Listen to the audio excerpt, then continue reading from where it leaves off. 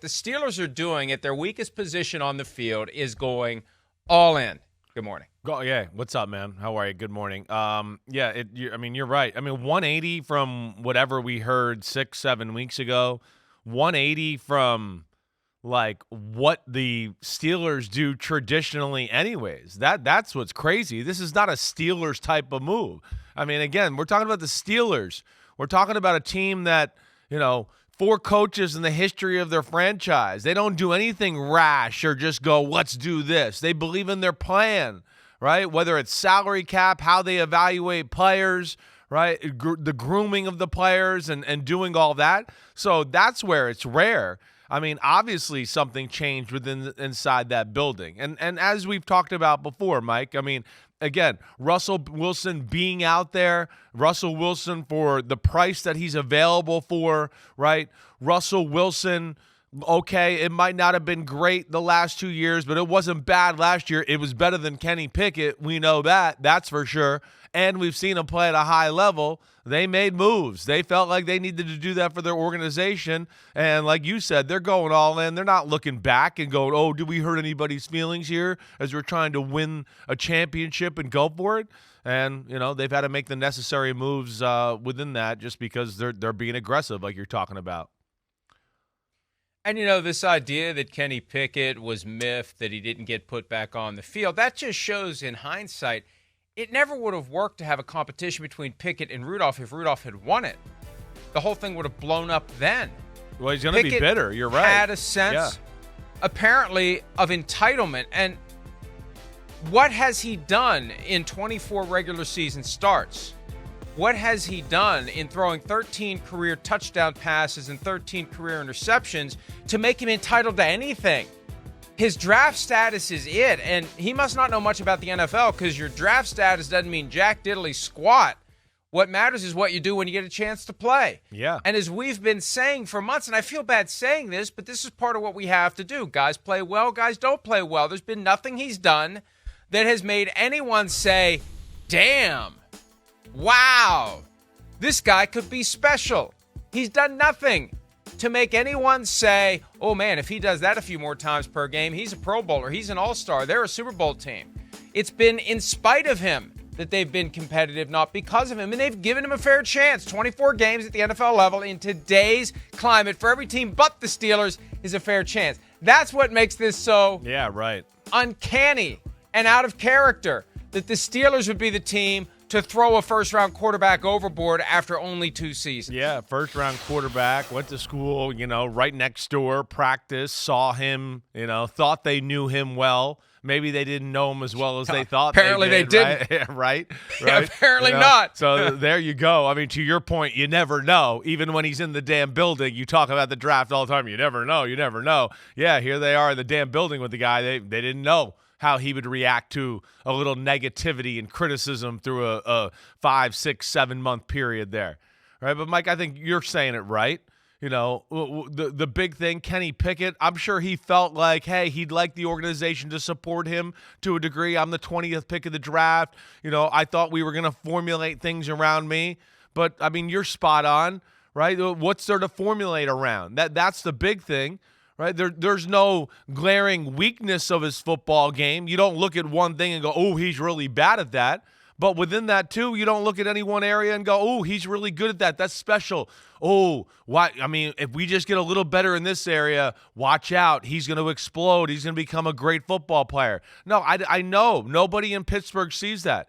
This goes back to, what we've talked about a few times over the last few weeks. I know somewhere – around the Kenny Pickett injury, right before that, there was talks in that building then. I want to say a civil war to some extent or whatever, but there was conflicting beliefs about who should be the quarterback of the team going forward.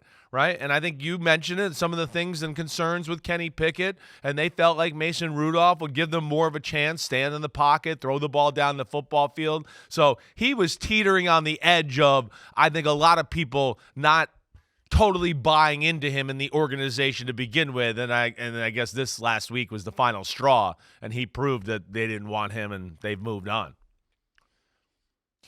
It just is amazing to think that it is the Steelers who have done this, especially because the signals were so strong up until just a few weeks ago that the Steelers were going to stay the course. We're going to do what we do. This is what the Steelers do. We don't make sudden moves. We don't make big changes. Do we buy it, Mike? Let me ask you that. Do we buy it? Like, do you buy it? Like, I know I was one that questioned it a little back then. Like, is this just them posturing and saying the right things so a market doesn't emerge for Russell Wilson or maybe somebody else, right? I do think they're smart enough in the building to play that angle. And I don't know this, Mike. I'm just spitballing with you like two football fans would. Right. Yeah. I don't think that they're a team that would overtly lie to the reporters covering them. Yeah, they because if that's accurate, right, that means they lied to Jerry Dulac. Not that they gave him bad information, that they flat out deliberately lied to him. And here's the thing, Chris, they don't need to do that. They don't need to tell any lies about it because nobody would have pegged them as a team that's going to make some bold move, that's going to get rid of all three quarterbacks that was on the depth chart last year and sign Russell Wilson and trade for Justin Fields, which we'll talk about coming up, obviously. They don't need to push the lie. They don't need to do anything. Now, maybe they felt compelled to do it because just people who were following the sport in the media and talking about it were making them an obvious destination for guys. Yeah, they were still the betting favorites to sign Russell Wilson. Right. But I just feel like they don't need to lie about what they're going to do, that they just keep their mouths shut. They go about their business. They are the Steelers. They are an attractive destination for most players.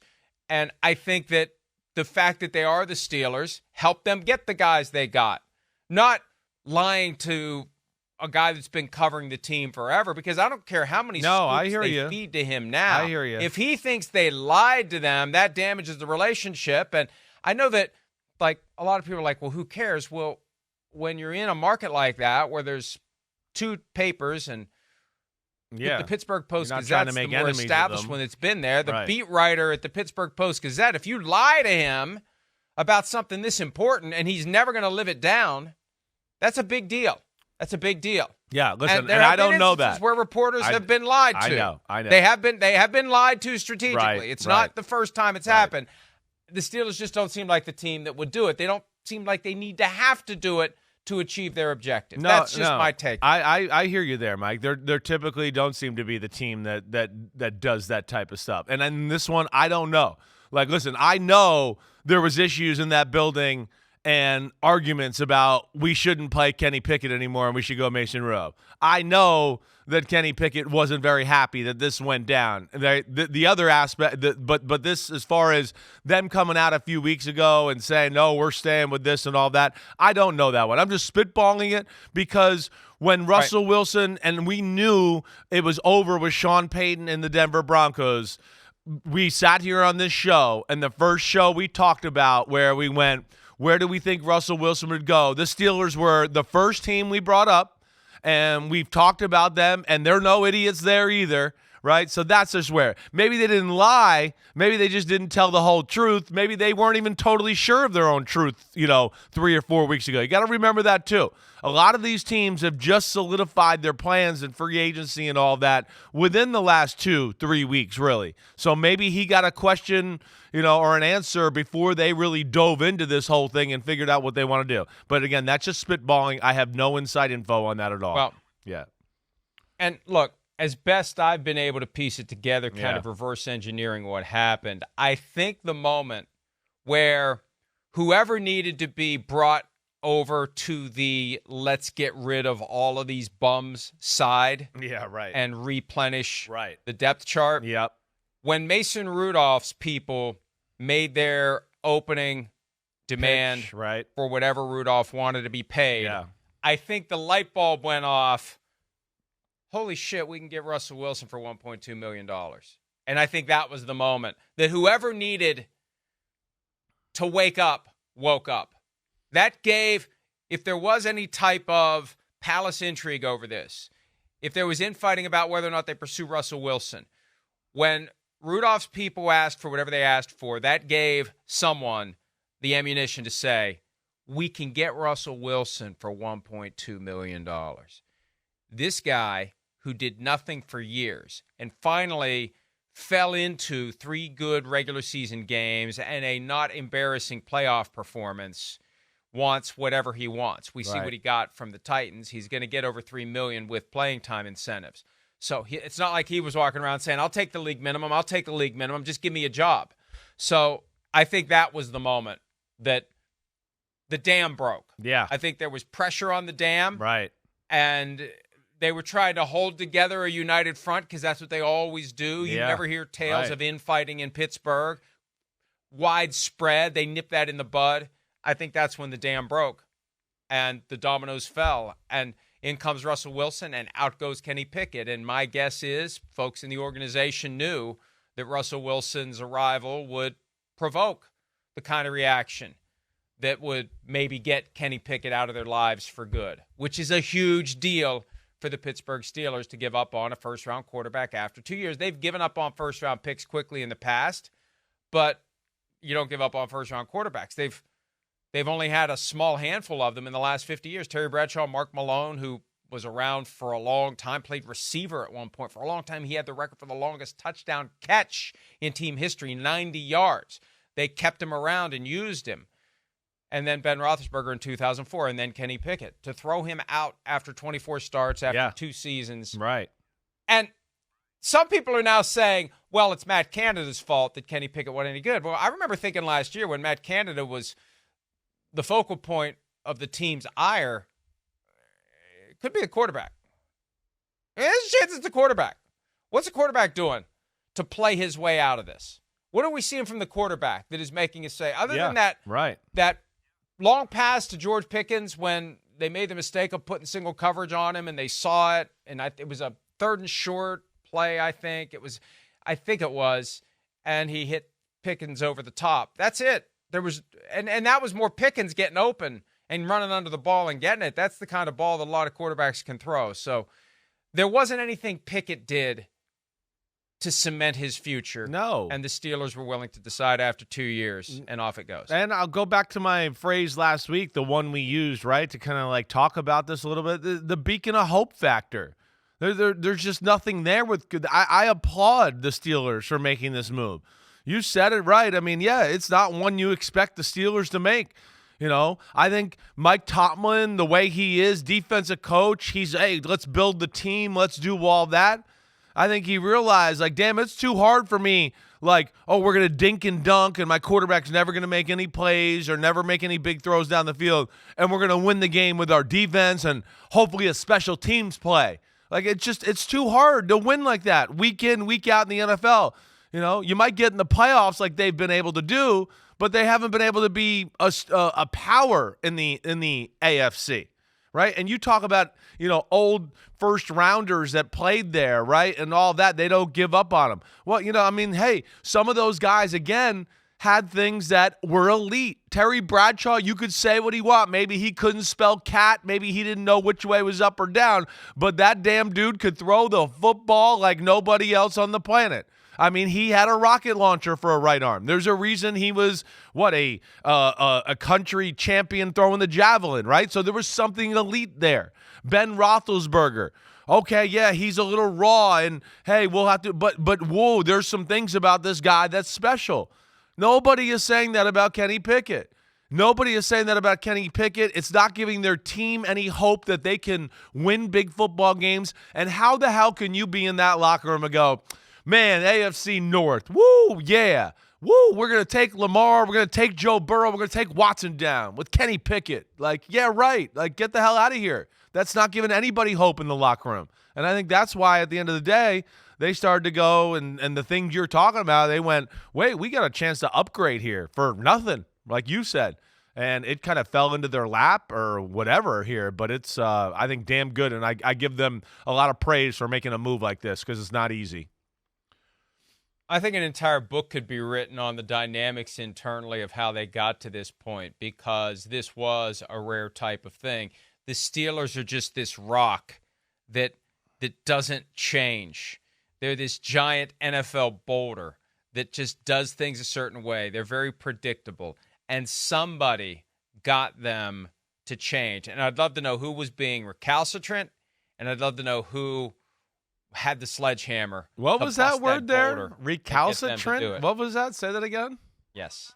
Look it up during a break. It's recalcitrant. Okay. R-E-C-A-L-C. That's way too big of a word for me and most of our listeners. I mean, there might be a few out there. Peter King retired.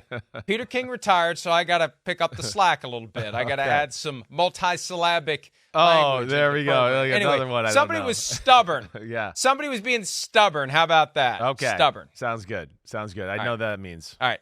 So, and look, I really, as I reflect on some of the conversations I had at the scouting combine, we didn't get a chance to get Omar Khan on the program. He did his podium session later in the week. And Burt Lawton, the excellent PR spokesman, and I cringe when I say excellent PR spokesman because that means the other 31 are going to say, how about us?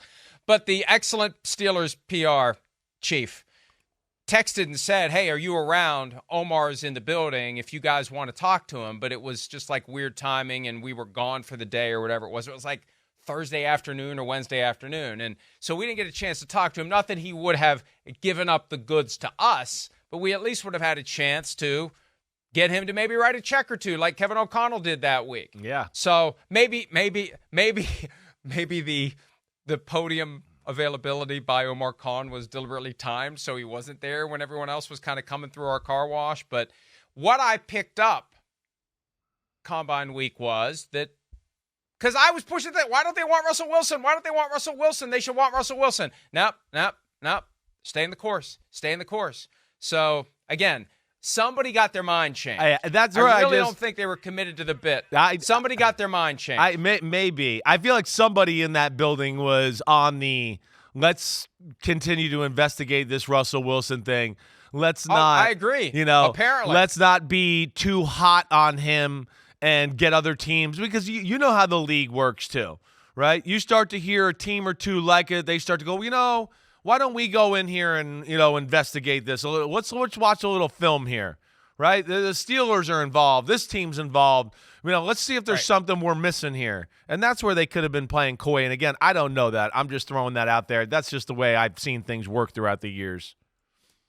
I don't disagree with you, but it's not a money thing because usually something like that is, hey, if other teams pick up on this, then it's going to cost us more. It was going to be 1.21 no matter what. It was a question of giving Russell Wilson the most attractive landing spot. That's what it is. And that was, to him, the most attractive landing spot. By the way, Jeff Howe of The Athletic reporting that when he met with the Giants just 10 days ago before going to Pittsburgh and meeting with the Steelers, one of the realities of that meeting was your New York Giants would not make any promises to him about playing time. Exactly. So that was that. Right. Which implies that part of this from the Steelers was they made promises to him about playing time. Definitely. They told him he's going to be QB1. There's going to be a competition that you have to win. We're basically ready to sever ties with Kenny Pickett as the starter, and then obviously became. That's why I think what I think that they've been laying in the weeds with this. Those are the other reasons I think that, right? Because after it happens, and now you hear that, those are the things that make me believe that hey, this has been thought about. This didn't just like in 7 days go. Russell Wilson's free, guys. Maybe we should think about this. Like this has been percolating there. I have a hard time.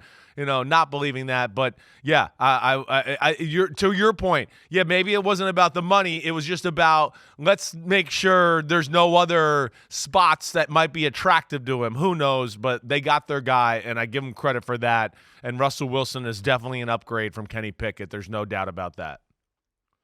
At the end of the day, everybody knew he was available, and the Broncos gave him permission to go out and meet with any team he wanted to before they officially cut him. So anybody that would have wanted him, like if the Vikings would have wanted him instead of Sam Darnold, Russell Wilson for 1.2 instead of Sam Darnold for 10, they could have done it. The teams that need quarterbacks could have done it. The Raiders could have done it. Everybody knew. It wasn't some secret. And also, it wasn't like once they met with him on Friday, there was this land rush of other teams that wanted to get in line to meet with him too, and were making some grandiose promise to him that would get him away from the Steelers. Right. So I think that. And if I had to guess, if somebody said to me, well, I don't want this to be overblown. I don't know this. But if I had to guess what happened, my guess would be Art Rooney didn't want to change, the owner of the team.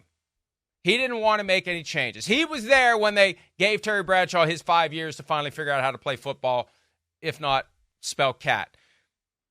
And I think that the guy with the whistle, the guy who may be feeling a sense of urgency to turn this thing around, the guy who's had enough of these anemic offensive performances 100%. to go along with his defense, was saying, we got to do something here. We got to do something here. And I think Omar Khan was caught in the middle of it. And I don't know whether Khan was the one that helped swing it. I don't know if Khan was the one who was like trying to finesse it. But if I had to guess, I'm not saying I know, but just based upon, if you've heard this before, don't stop me because I'm going to say it anyway. In and around Pittsburgh for 50 years, watching that team, studying that team, as not a fan of that team, although you would disagree with me, I kind of got a feeling of how things work. Bullshit. All right.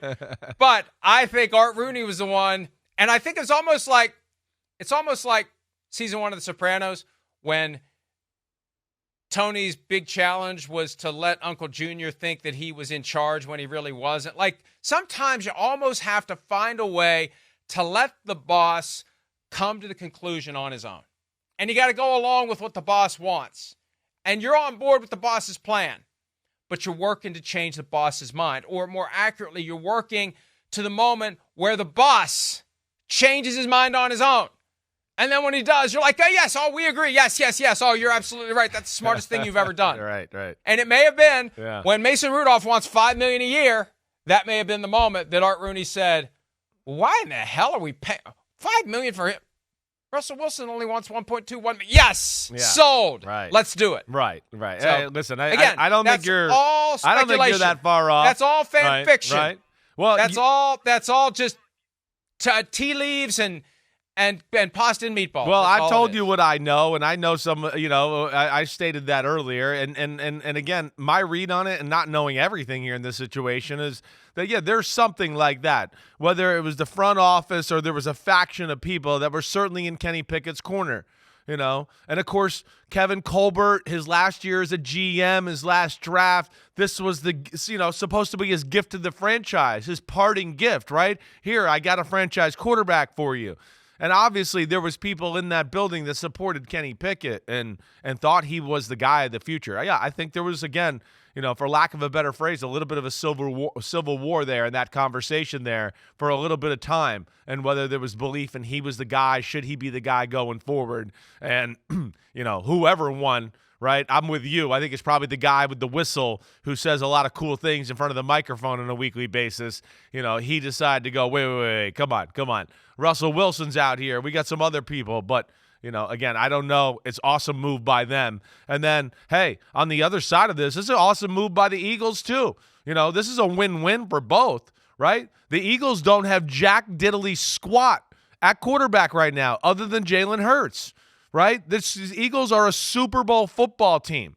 They don't want to play Jalen Hurts got hurt, his knee's banged up, he doesn't get to play 4 or 5 weeks, and all of a sudden we go 1-4 or 1-5 during that break. Right? So now they got a guy that, hey, he's played some ball, he can run an offense, right? And, they're not going to fall off earth here if Jalen Hurts gets hurt, and it protects their football team. And for what they traded for him and all that, it's a good trade for the Eagles. It protects their assets. It's a good job by Howie Roseman. Hi, it's Mike Florio. Thanks for watching PFT on YouTube. Hit subscribe for the latest news and analysis from Pro Football Talk.